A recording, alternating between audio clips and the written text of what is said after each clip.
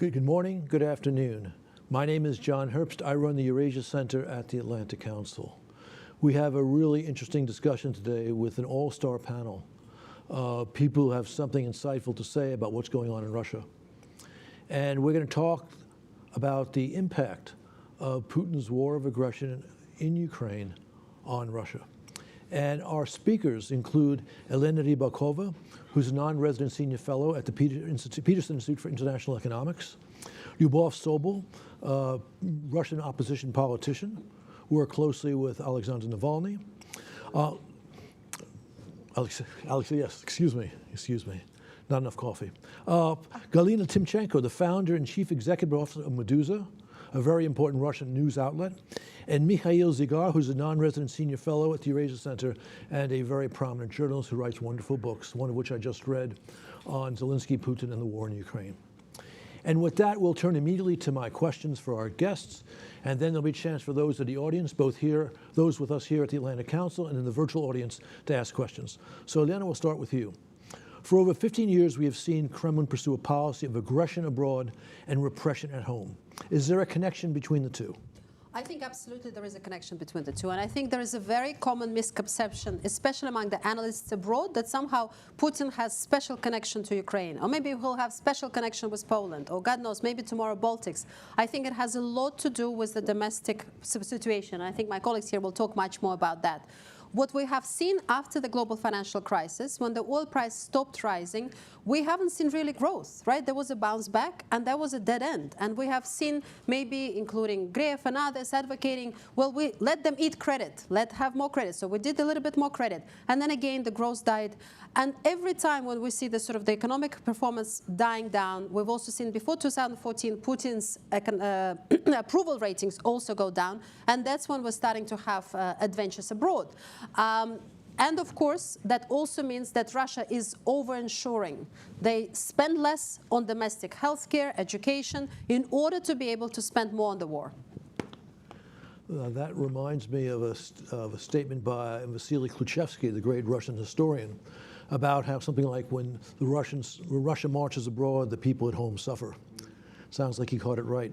Okay, Mr. Zygar, why do you think Putin chose to invade Ukraine? Were his goals principally geopolitical, or was he concerned about the prospect of democracy in Ukraine? You know, I think I'd love to continue the idea that Feel free to jump on. Elena has started, because I think it's a very crucial idea. And I will tell you a short story about the conversation I used to have with a prominent Russian official back in 2013, the moment when I was writing my previous book called The Kremlin's Men. And he was saying that, you know, Putin thinks that if we continue to compete with the West in such a way, we are doomed to lose. Because economically, technologically, politically, we are not winning this competition. It's predetermined. The only way to end up as winners in that game is to break all the rules. We should not play chess. We should throw away the chessboard. The chaos back in 2013 seemed for them as it was not a strategy, because I don't think that they had the clear strategy how to organize the chaos. But that was the choice of the very pragmatic path that they used to have 10 years ago. And why he chose to start the war in 2022? Because that was the unique, he felt that it was a unique historic moment when he could do that. He had an illusion that he was the most experienced, the most talented, the most powerful leader of the world. He used to be, if not afraid, he used to respect Angela Merkel. So the perspective of Angela Merkel resigning made him very enthusiastic. The footage of American troops leaving Afghanistan made him even more enthusiastic, and he thought that that's the unique chance, the unique historical moment when he sees American administration to be weak.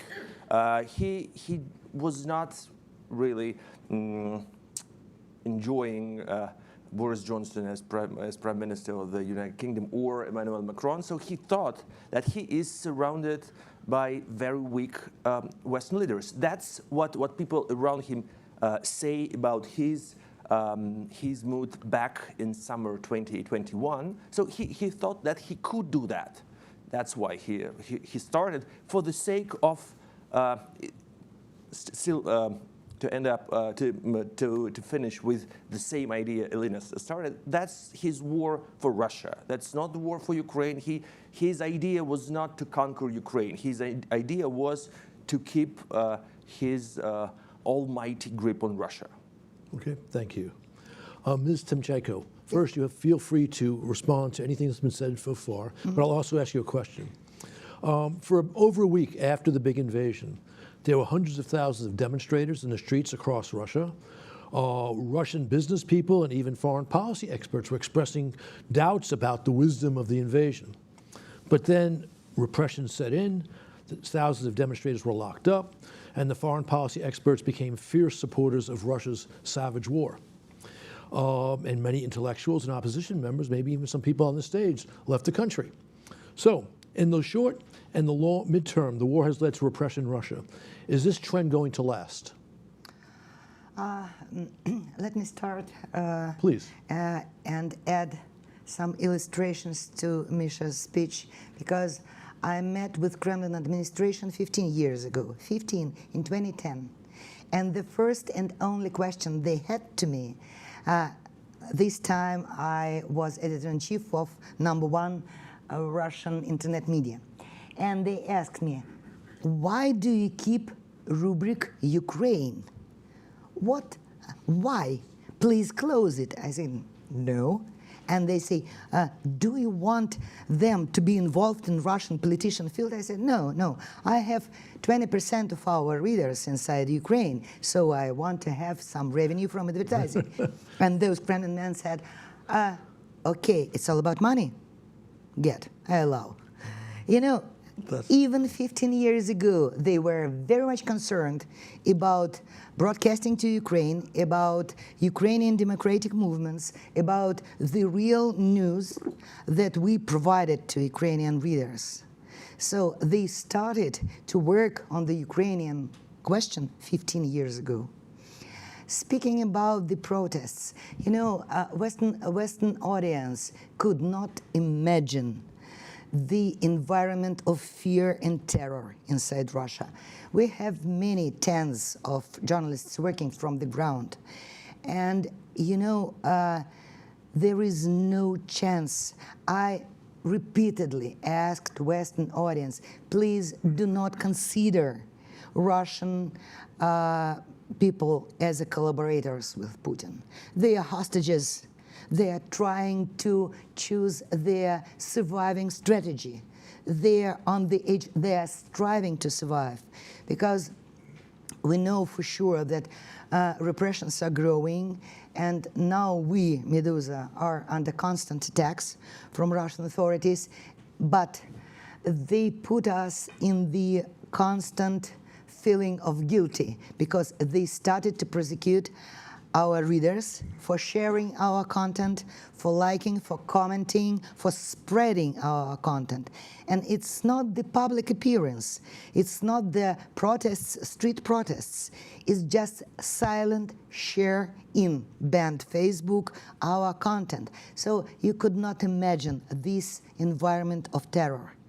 Because when our reader, who is for sure a political activist in St. Petersburg, got 8 years for spreading Medusa and be an activist, and he was charged with discreditation of Russian army, fake news, and spreading and collaborating with undesirable organization. He got 8 years. We could not talk about, even imagine street protests in such fear. Just, Please. I want to quote a person who still lives in Moscow, and he's working. He's a mid-ranking state bureaucrat, And he was describing the expertise of current Russian authorities, and he said they are not real professionals in most of fields, but there is only one field where they are super effective and super professional. Their expertise is holding the power and not giving it away. That's what they know how to do. But speaking about this environment, I could say that we received hundreds of letters, and some of our readers wrote, guys, we deleted your mobile application because we are afraid that somebody in the bus and public transport will see that I'm reading Medusa, so I will be prosecuted, detained, tortured. So we're deleting app, and we use Medusa's content only in our home laptops. Very, very interesting. Okay, Ms. Sobel, you work closely with Alexei Navalny. His ability to connect with the Russian people was truly extraordinary. What impact do you think the war is having on the Russian people? Levada Center polls appear to indicate popular support for Putin's war. Yet Putin is afraid to mobilize soldiers in Moscow and other major cities. And when Putin began to conscript soldiers in the fall of 2022, hundreds of thousands of draft-age men, maybe over 1 million, fled the country. How do the Russian people look at the war? First of all, thanks for having me here and Our for pleasure. this great discussion. And you know, I don't believe any polls which are conducted now in Russia, because people who are against this war, they prefer to keep silence, and so results includes only those who are pro-war, who are believe to Putin propaganda. So I think that. You know, I want to do a main remark about people who are pro-war. I think that they are some kind of against war because they believe Putin's propaganda, and they believe that Putin, he is a peacemaker, because it was Biden, Merkel, and the collective West who started this war, but not Putin. So they are some kind of against war too, but different way. So in my estimation, about a third part of Russian population, they are pro-Putin and pro-propaganda, and the third part of Russian population is against it. They are in favor of opposition, and the rest population, they are just to prefer to stay out of politics. And the third part, who prefers to stay out of politics, they get involved in the political space during peak informational moments, such as mobilization or raising of the retirement age for Russians and other unpopular news. But Putin and Putin's government, they consistently discourage people from expressing their political views, from expressing their political agency. So, and you know, people often ask me about how imperialistic people in Russia. Do you think that people in Russia are imperial and chauvinistic anyway? And you know, one survey was conducted in Russia before the war. It was in 2021, and the question was about Ukraine. Do you think it was so inside Russia, do you think that Ukraine should be an independent state, or should be united with Russia? And the majority of people said that time that Ukraine is definitely an independent state. It was in 2021, but now I can't imagine such a survey inside Russia, because new repressive laws were adopted in Russia than the full-scale invasion in Ukraine started. So now people are afraid to speak honestly about such questions. But I think that, in my estimation, I think that people do not care a lot about geopolitics.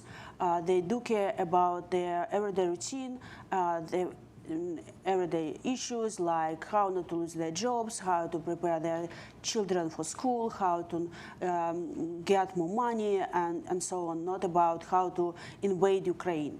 So it's my point of view. I'm going to throw a curveball in here. That's an American colloquial expression for something unexpected. Because you've all spoken about the way the Russian people perceive what's going on. Do you think that the Russian people have a pretty good idea of the number of Russian casualties in the war in Ukraine? I think not. I think not. You know, we made an investigation in collaboration with the Zona.media, and it was inheritance cases in notary offices. And we counted, and it's not less than 60,000 dead soldiers.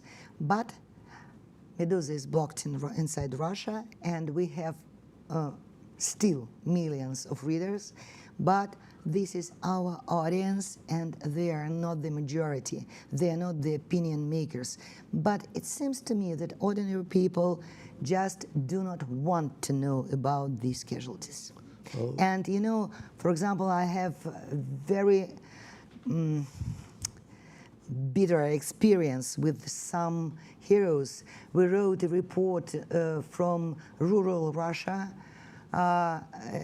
from the family who lost their husband and father, and the grandmother said, okay, I could not return this silly idiot, but I've got 2 million rubles to raise his children. So, you know, they sold out lives of their sons for the future of their children, because Putin he's just buying their lives.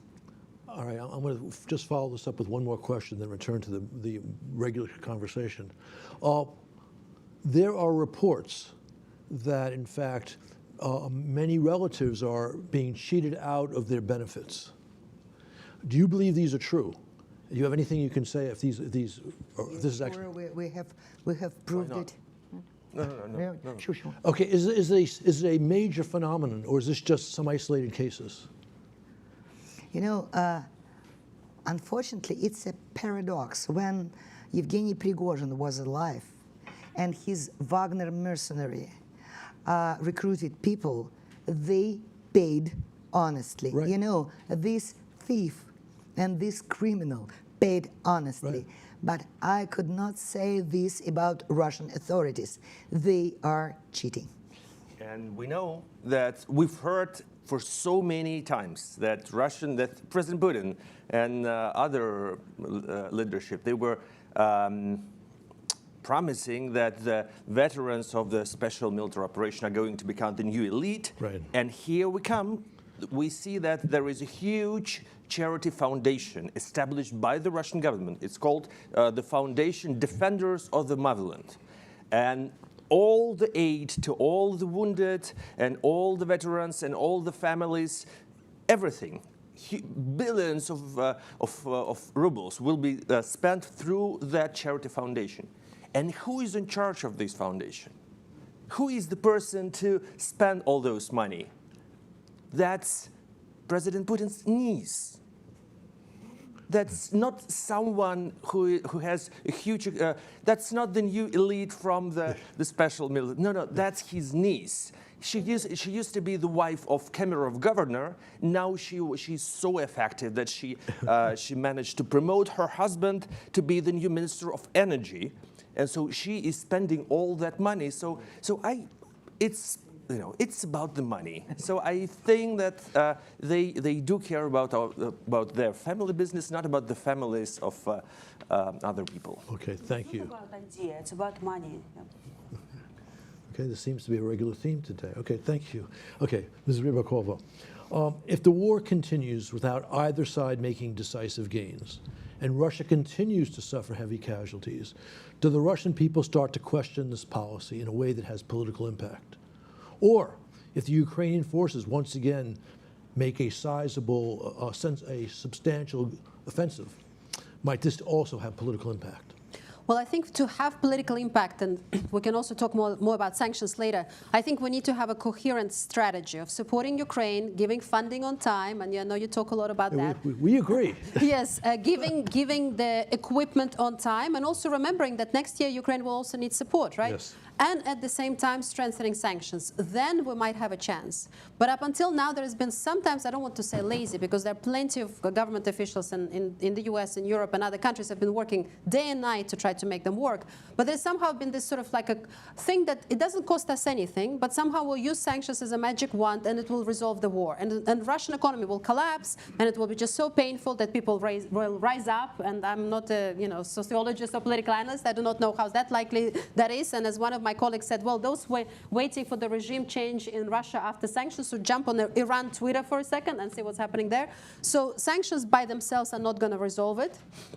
We do have an issue where the Russian economy, the glass is half full, half empty. And in this town, we're learning a little bit more about nuance, but I hate the situation when many pundits say, well, Russian economy is collapsing and 40% of the economy have left the foreign countries. And then the other side was Russian economy is so resilient.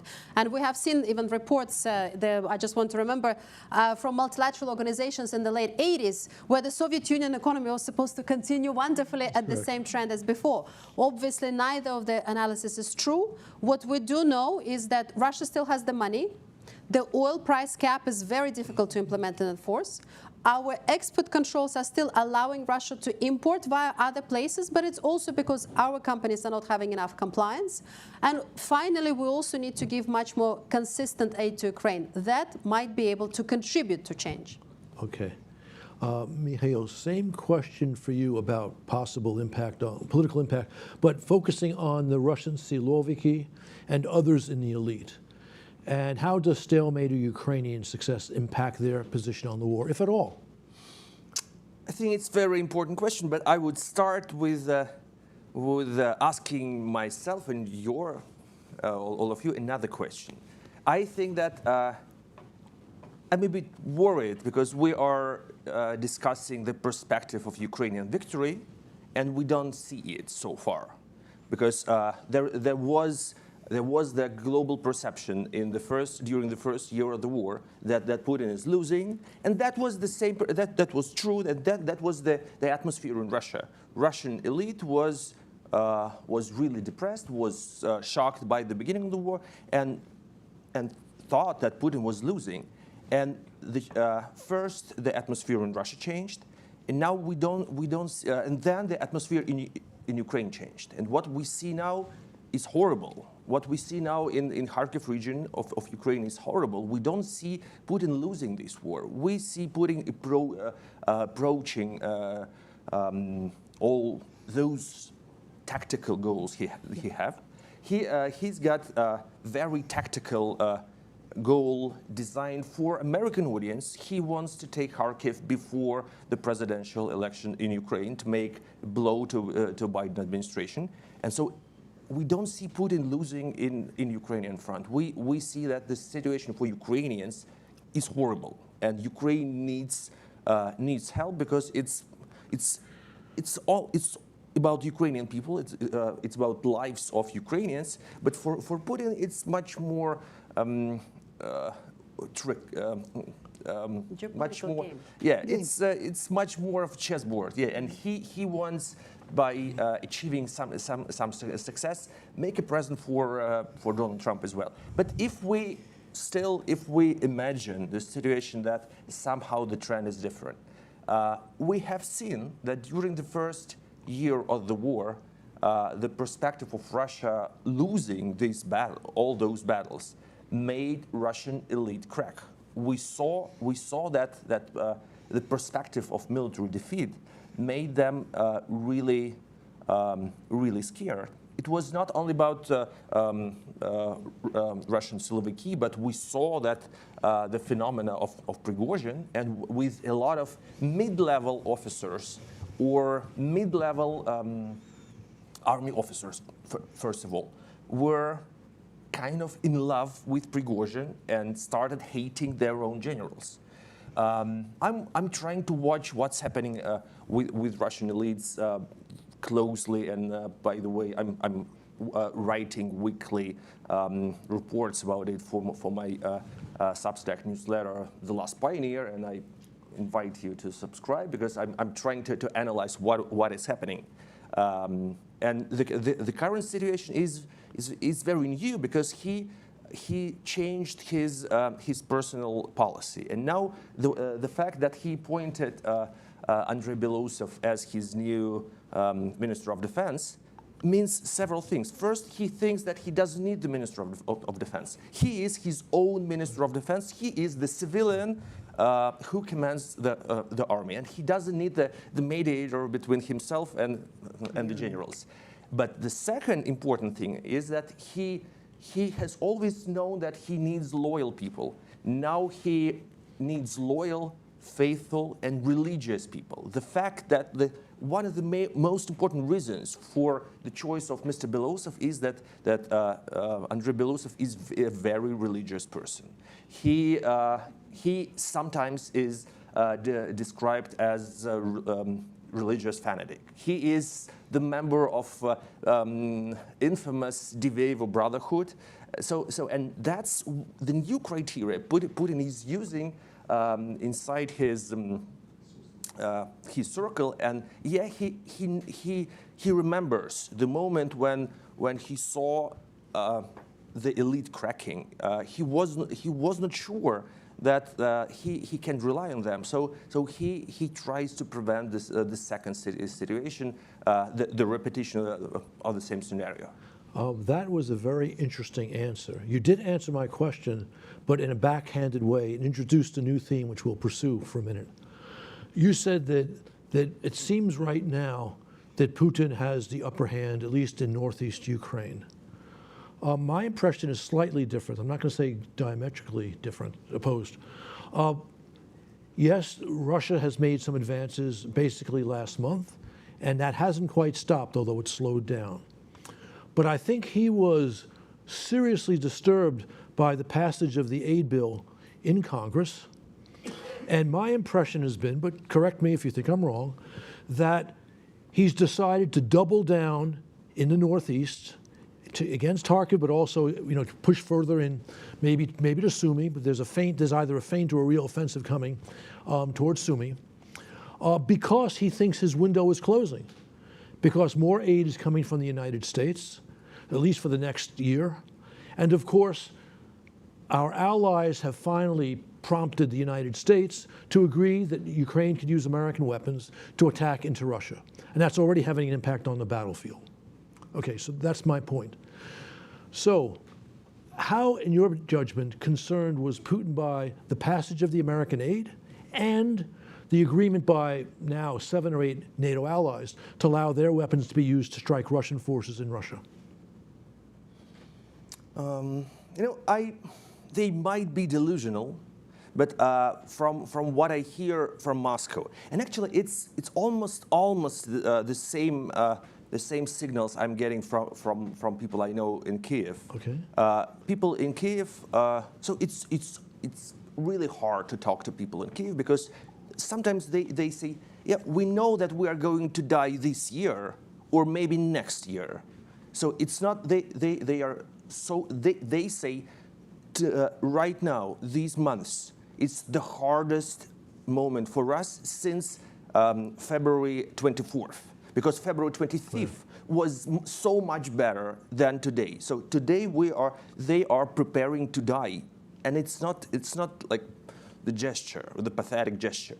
And on the contrary, in Moscow, there is the atmosphere of the glorious parade. They are not impressed by the sanctions. They are sure that sanctions do not work. They are sure that Russia is not isolated because it's not a Cold War anymore. Russia is not encircled by the Iron Curtain. On the contrary, Russia, according to their mindset, has a lot of allies. China, India, Turkey, African countries, Latin American countries, they don't see that isolation. In the beginning during the first months of the war, I love that example. During the first months of the war, they were really scared about the inability of Russian industry to to repair the aircraft, because Russia was potentially running out of the parts for the airplanes. And now we see that Gabon is #1 exporter of parts for Russian aircraft. On the second, Thailand is the second place, and then Maldives, the third place. Do those companies produce some Boeing parts, Airbus? So no, but there is the way to bypass all the obstacles. They might be delusional, but they don't see sanctions. They don't see Western policy as effective. Okay. We don't have time to go into this further, but that's a very interesting perspective. I think delusion may well characterize their point of view, but we'll leave it alone. Okay, Ms. Timchenko. Yep. Were Putin to win this war in Ukraine, what would this mean for Russian domestic politics? Would this increase the likelihood of ongoing repression? You know, this is one-way train, unfortunately. They could not stop repression by their own will. This is a systematic thing. This train is going to one way. And unfortunately, we see now that the number of repressions, the level of repressions is growing constantly. And unfortunately, it's not just repressions against political activists. It's some kind of terroristic movement repressions. Anytime they can catch anybody, anytime they can prosecute anybody for nothing. You know, yesterday, many of speakers at the conference, Washington Dialogue, they remembered Alexandra Skichelenko, who is a young girl who just replaced price tags at the supermarket with the anti-war slogans. So she gets 7 years. So this, they will not stop. And unfortunately, and what I want to mention, that Western leaders, Western politicians, Western journalists, they forget that unfortunately Putin is a good student. He's a what? Good student. He is learning very fast, and his system is, the evaluation is too fast, because when we started our media outlet 10 years ago, they were slow, they were stupid, they could not repress us technologically. Now they are very fast, very smart, very rich, and speaking about, from my perspective, they are attacking us from different ways, from different options at the same time. For example, our media are under constant DDoS attacks, phishing attacks, carders attacks, personal attacks, and so on and so forth. They are blocking mirrors. They're learning very fast. So the number of repressions will grow, and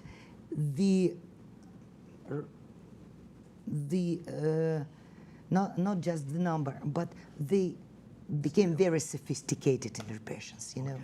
Thank you. All right, Ms. Sobel, let's talk about the opposite scenario and its impact on Russia's long-term future. Were Ukraine to deliver a devastating blow on the battlefield, for example, severing the land bridge to Crimea from occupied Donbass and retaking most of Zaporizhia and Kherson Oblast, what would be the political impact in Russia? What if, as a result of such developments, there was an actual peace negotiation, which Ukraine recovers most of its territory? What would this mean for Putin's regime and the future of Russian politics? I'm afraid that I have the same answer as Galina. The numbers of repression will grow because the repressions inside Russia will increase to prevently stabilize the situation. And I don't think that Putin's loss in the war in Ukraine will inevitably immediately lead to collapse his regime. I don't think so. And big business will be unhappy because they will ask questions about what was all this about and why did we endure the sanctions. But those who believe Putin's propaganda will be told that the loss is the win, and as it was said during the retreat of the Russian army before, that Putin do care about Russian soldiers. Putin was retreating to save the lives of Russian soldiers, and so on, so on. So, but what I want to mention that I'm convinced that it's very important for the West to put pressure on Putin's regime not only until Ukraine wins this war, but also until the Putin's regime falls. Otherwise, there will be there will be neither sustainable peace in Ukraine nor democratic changes in Russia. All right. First, you said you thought the repression will continue even in this case. Yeah. But were we to see those dramatic developments against Putin's policy in Ukraine, in your judgment, does that increase the possibility of him falling, of Putin falling? I think that no. I think that Putin's loss in Ukraine will lead to the collapse of his regime. I don't think that that's an option. Okay. All right. We'll now go to audience questions. And there's one question which is, you might say, in opposition to what you and others have said on the panel. It's from Professor Plamen Pantyev in the organization ISIS in Sofia, Bulgaria. He says, why should we be afraid of the inevitable, the aftermath of a Russian defeat? And what he's probably talking about, although he doesn't spell it out here, there's a lot of people who believe that were Putin to lose in Ukraine, Russia may well collapse, and even we might see secessionist movements across the space of Russia. I think that it's a myth. We don't see any indications for that, Yeah. unfortunately. You know, even International Monetary Fund, while it was projecting the perspectives of the collapse of Russian economy in 2022, projected the decline of 3%. In the end, it corrected its forecast. It was projecting the decline in 2023, right. But in the end, it had to correct its forecast, and it was an actual growth of 2.5%. So, like we don't, unfortunately, we don't have indications for that inevitable Putin's defeat and collapse. Yeah, I absolutely agree. I think, first of all, our measures are too timid. So we're sort of helping Ukraine enough to somewhat protect itself, but not actually do more. I think that is critical. And then we also had a wonderful conversation with the experts the other day. Look, Russia is a huge country. Some decentralization is absolutely normal. Right. You know, if you talk to any economist, right. For fiscal decentralization of Russia, it is absolutely a natural, healthy thing to happen. We shouldn't be afraid. I'm not talking about breakaway regions necessarily. I'm not a political expert. But from the economic perspective, to govern this country of this size, there are plenty of methods already written over many years with fiscal experts, how exactly to divide up revenues and also political responsibilities so that you actually have better, more diversified growth in the regions. So potentially that could also be an opening for Russia. We shouldn't be afraid. Russia is abnormally, from the economic point of view, centralized, and it has history in the 90s, so we can talk more about that, but it's not a natural, necessarily the most beneficial way, this fiscal centralization and political centralization for growth in Russia. Okay, thank you. We have a question from Timothy Ruan. Forgive me if I mispronounce your name. Formerly working in the Washington Post. He's retired. What chances are there of the Mothers of Russia creating a protest that might actually change the policy of President Putin? I do not believe, unfortunately, because, you know, the last news came from Moscow that the female movement, Bring Them Home, something like this. Yes. Yeah, they were labeled as foreign agents. And so in this way, authorities just close the door for them for any political activity. So, and this will be the destiny of every horizontal movements. Any public activity will be banned, prohibited, and closed. So I do not believe in this anymore. Anyone else comment on this? No? Historically, we saw no protests of mothers against the war in Afghanistan. Right. And first, it needs the political liberalization to happen for the society to start raise the voice. start talking about the war. So it should be first, like the atmosphere overall should change. Yeah, I think I'm totally agree. I think that first of all, the window of opportunity and freedom are just a small part of freedom, and then protests. Okay, thank you. We have a question from Hiroaki Nakanishi from the LDP party in Japan. How many Russian people would desire to keep fighting with Ukraine, even during the Paris Olympics, conducting the so-called special military operation, with increasing risk of potential counterattacks in Russian territories by Ukraine supported by the West? Might they, as a result of such attacks, begin to talk about an immediate ceasefire and peace agreements? I don't think you might object, but I don't think that attacks on Belgorod region makes changes the minds of Russian people. At the same time, we do not have any proper statistics. We have only our intuition. I read like a year ago, there was a very interesting interview of the head of the propagandist survey agency called VCIOM, which is owned by the state, yes. Valery Fedorov. He is the propaganda sociologist.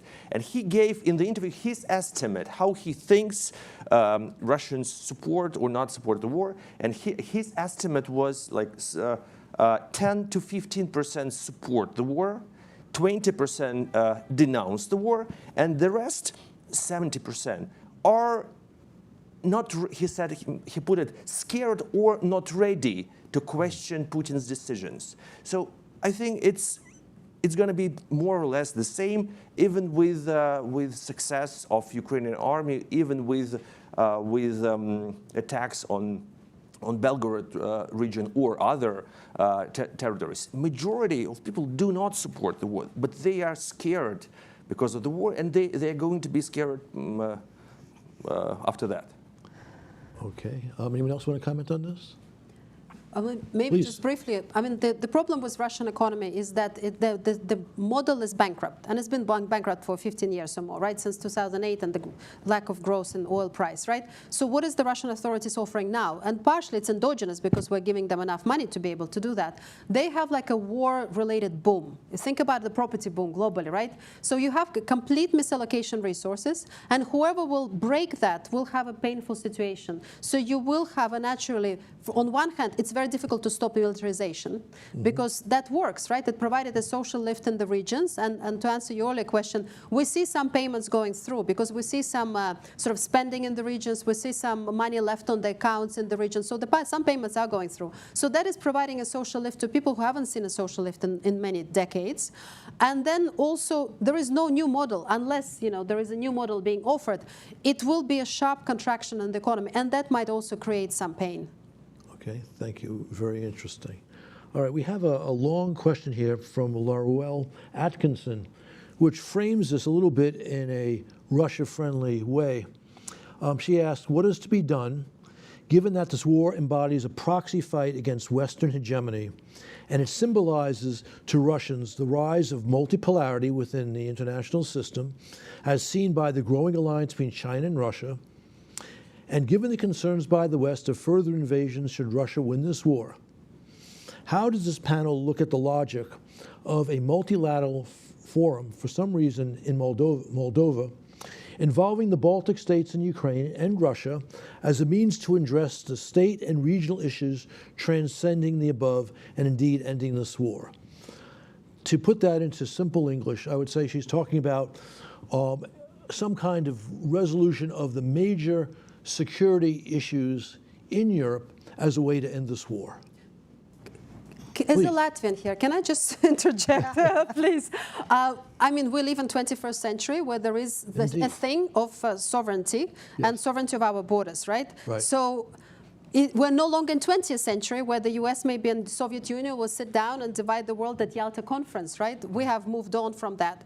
And even Putin has not quite moved on. clearly, and that's the big problem, right? There's no point of comparing Putin to some countries in the past or somebody now. He was just praising Yalta the other day. Exactly. We have moved on. He might have not noticed. But also, if you look at Chinese analysis, you know, if China writes a report of 20, 30 pages, there is an introductory paragraph, what's happening in the world. There will be one word about Russia. Russia is not important in China. Correct. At all, you know, so it's sort of Russia seems to have this very central view that China is a big brother, or somehow they have this eternal friendship, which is not quite, you know, sort of doesn't result in anything specific. So I think Very mutual.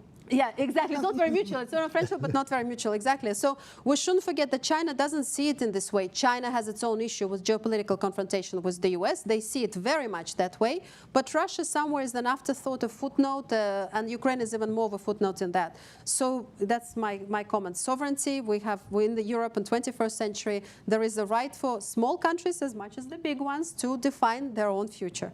I need to jump in Please. because of Yalta, but yes, that's true. That's exactly what they are talking about. That's exactly what Putin is dreaming of. Yalta with Donald Trump and Xi Jinping to come together and to divide the world. That's and he's very transparent about that. He started openly talking.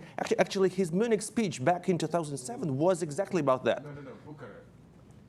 First, it was in Munich, then in Bucharest, then it was at the General Assembly of United Nations, then his latest speech in Davos. He keeps on talking about that, and that's exactly what he wants.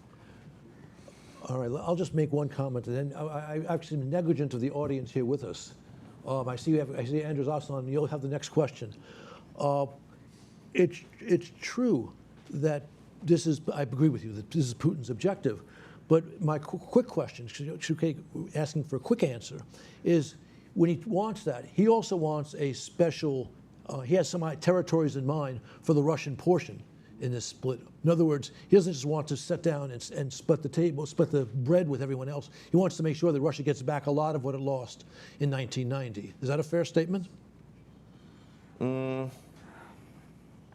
a way, but you know, I think he's not obsessed with the territory, he's obsessed with the power. So territory is the mechanism to have the power. So I can imagine, for example, it's not exactly what you were asking, but it's exactly what continues Elina's idea. I can imagine the scenario when they start saving people in Narva or people in Daugavpils, Yep. Because Russian-speaking minorities suffering, and just starting saving them for only one reason, to check if NATO is ready to start World War III for 1 square kilometer of Estonian territory. That's his level of escalation, his level of provocation. That's not about the territory. That's about the challenge to NATO. And just to check, are you cool enough to answer? Right. But point of fact, were that to happen, besides the 1 inch or whatever amount of territory he takes in Estonia, he's basically undermined NATO as an alliance system, which would be a critical geopolitical gain for a Putin-style foreign policy and a great defeat for the United States. Okay, Anders. Anders Åström, Stockholm Free World Forum. I read your articles, Mikhail, about your Substack articles about the government change in Russia now, and I would like to follow up there. As I see it, you have 6 crony groups that have strengthened their position within the cabinet, and you have 2 people who seem to have lost out, Timchenko and Shoigu. How do you see their position? Timchenko has had all kinds of very dubious financial operations, and Shoigu, we all know about him.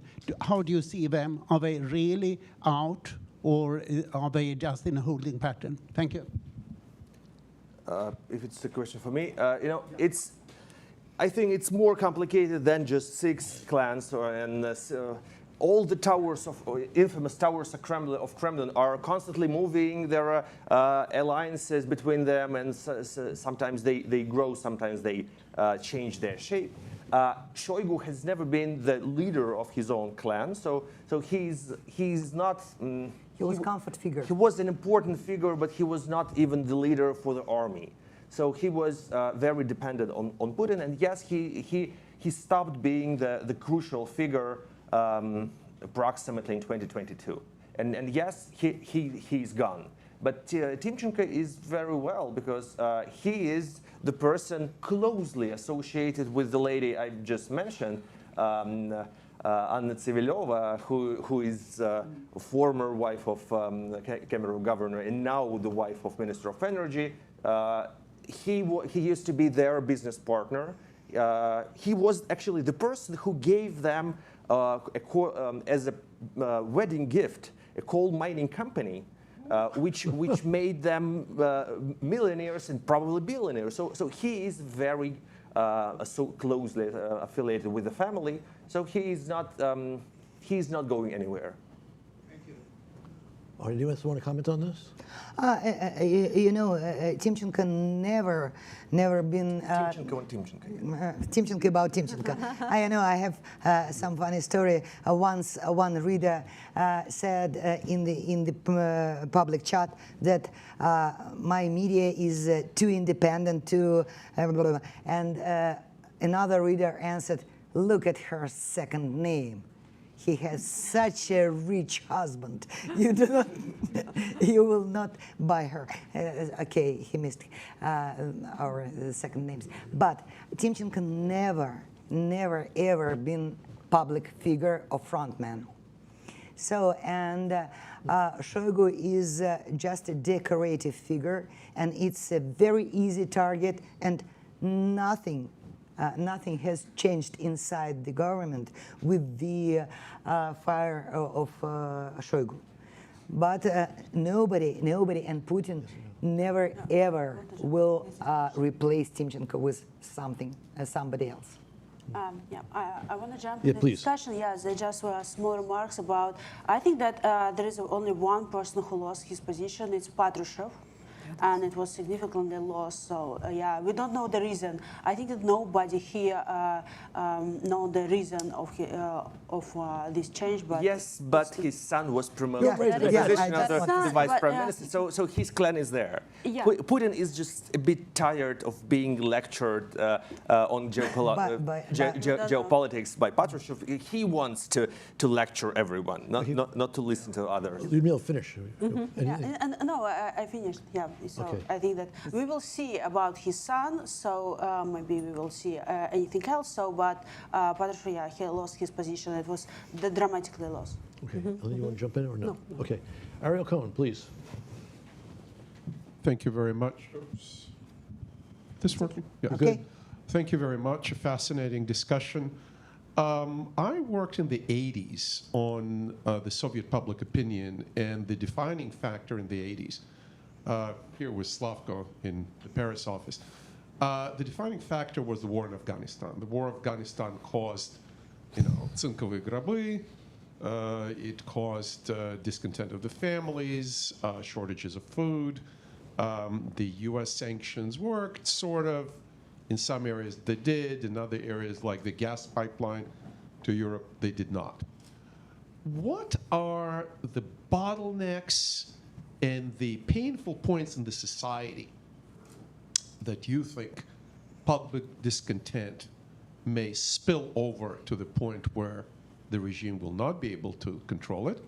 And what can the West do, beside the current sanctions policy, to possibly exacerbate these points of discontent? Thank you. May I? No. Yeah, please. No, go Yes, ahead. yes, okay. Galina, then. Yeah, go ahead. I'll try to focus on very small topic, but the only once I've seen that Putin's authority just stepped back.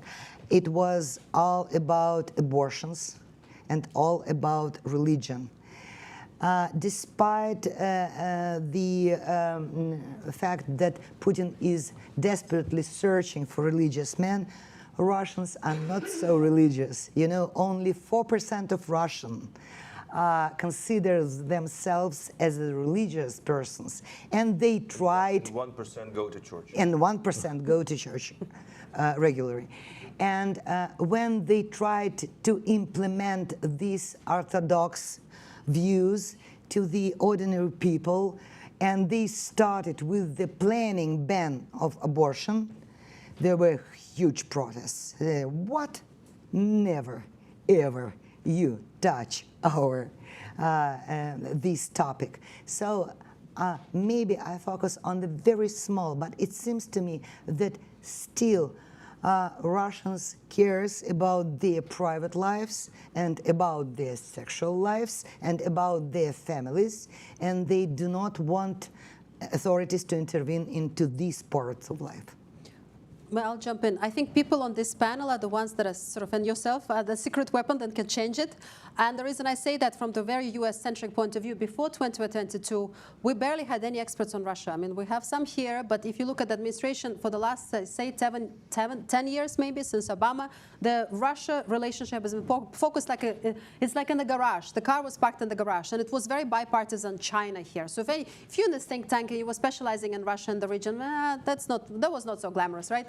And the problem is, therefore, when the 2022 started, and as colleagues here correctly pointed out, Putin sort of keeps on trying to put Russia in the face of the US. Sort of the Russian success of foreign policy is to stick it up to the US somehow. And I think we've seen it in Syria, and that it keeps on going, and the escalation keeps on coming. And I think many specialists here the government was not prepared. So in many ways, at least just focusing on the sanctions, we have completely lost the propaganda war. You know, where is that US propaganda that I've been told about it since my Soviet school, right? Because we somehow thought that it's so obvious that we don't need to talk about it. And then we talked a little bit about Global South. But then at some point, year and a half, 2 years into it, we lost this neutral category, and we got this whataboutism, where Russia has been extremely successful. So I think people like yourselves explaining these details, we still have questions. Oh, Russians cannot be democratic genetically, or because they have bad weather, So we can't be doing that. And also on the earlier comment is the sort of liberation of Russian speakers in Ukraine. It's obvious to many of us here, but it's not to many people outside, is that the people murdered at the moment, and we'll talk about Kharkiv, these are Russian-speaking Ukrainians. And what sort of the war in Ukraine made it very clear immediately, they're all Ukrainians. There is no debate. And Russian-speaking Russians, too. Yeah. There is no debate that they're all Ukrainians. They speak Ukrainian, Russian, they increasingly want to speak Ukrainian, but they're all Ukrainians. The same thing potentially in the Baltics. And we don't talk enough about that in the public sphere, especially in the beginning when people were drawing maps. Oh, these are Russian speakers, and somehow they're going to welcome this, And what was clear from 2014 reporting as well, that on the front line, people oftentimes speak Russian, both sides, right? But we somehow, in the press, we forget, not only in the West, but even more so, we forget to deliver that in Russia. I don't think there's any doubt that we are still behind in learning what's necessary. I mean, by we, I mean our society as a whole, led by our government. They're still slow to see the problem. But I think today's discussion made some progress in helping to explain the problem. I thank our guests for joining us today in this studio. And I thank everyone for listening in. We'll be doing more on what's going on in Russia in the future. And thank you all. Thank you. Thank you. Thank you. Thank you.